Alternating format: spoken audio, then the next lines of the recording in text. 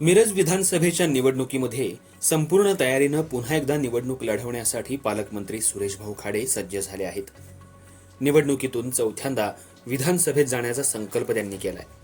विकास कामांसाठी भरघोस निधी खेचून आणण्यात पालकमंत्री सुरेश भाऊ खाडे यशस्वी झाले आहेत.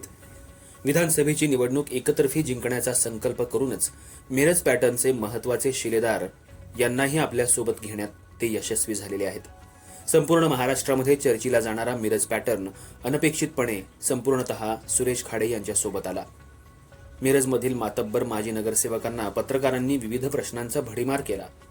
विकासाच्या मुद्द्यावरच आणि प्रभागातील विकासासाठी भरघोस निधी दिल्यामुळे आम्ही सर्वांनी सुरेश भाऊ खाडे यांना पाठिंबा दिल्याचं जाहीर केलं. पालकमंत्र्यांनी महापालिकेच्या प्रभाग क्रमांक 5 मध्ये काँग्रेसच्या 3 आणि राष्ट्रवादीच्या एका माजी नगरसेवकांना 4 ते 5 कोटी रुपयांचा निधी दिला. त्यामुळे काँग्रेस पक्षाचे मिरज शहराध्यक्ष असलेले नगरसेवक संजय मेंढे यांच्यासह माजी नगरसेवक आनंदा देवमाने, करण जामदार, इद्रिस नायकवडी यांनी देखील पालकमंत्र्यांचं कौतुक केलं. भाजपचे सुरेश आवटी यांनी तर मी भाजपचाच आहे त्यामुळे पालकमंत्र्यांचंच काम करणार असल्याचं आश्वासन दिलं.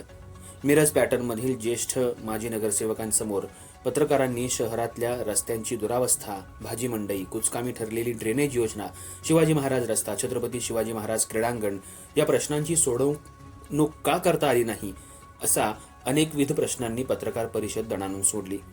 या पत्रकार परिषदेला मिरजमधील नगरसेवक, माजी महापौर, विविध पद भूषवलेले माजी नगरसेवक उपस्थित होते.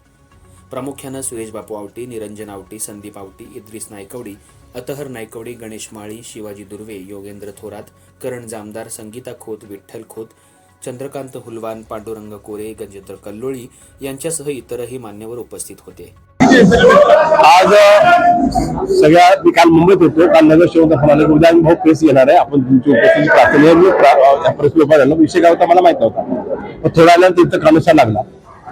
आताच आम्ही फंड देतो असं नाही आहे, कारण मी पहिल्यापासून इथं आल्यापासून पक्षपात कुठला केला नाही, धर्मदात केलेला नाही, कुठली केलेलं नाही. सगळ्यांना मी फंड द्यायची व्यवस्था करायचा, सगळ्यांना इक्वल भाजपला पण द्यायचा आणि सगळ्या राष्ट्रवादीच्या काँग्रेसच्या लोकांनाही मी फंड दिलेलं आहे, कामासाठी दिलेलं आहे. आणि हे सगळं करत असताना पालकमंत्री नात्यानं ह्या वेळेला थोडासा फंड मी त्यांना ताबडतोब कामासाठी द्यायचा प्रयत्न केला. आणि इथं मला समजलं की सर्व पक्षाचे सगळे माजी नगरसेवक त्यांनी त्यांच्यामध्ये बैठक झाली असेल, ठरलं असेल, काय असेल, त्यांनी इथं ठरवलं की ह्या विधानसभेला आपण भाऊचं काम करायचं. आणि त्यांनी ते डिक्लेअर केलं की आम्ही सर्व नगरसेवक ह्या विधानसभेला आमच्याबरोबर राहणार आहे. मी त्यांचं अभिनंदन करतो, त्यांचं स्वागत करतो. तर विकासाच्या दृष्टीने सगळ्यांची मतं एकदा येत असतील आणि विकासासाठी आपलं शहर चांगलं, आपला ग्रामीण भाग चांगला करायचा हा विषय असेल तर निश्चितच मी त्यांचं स्वागत करेन.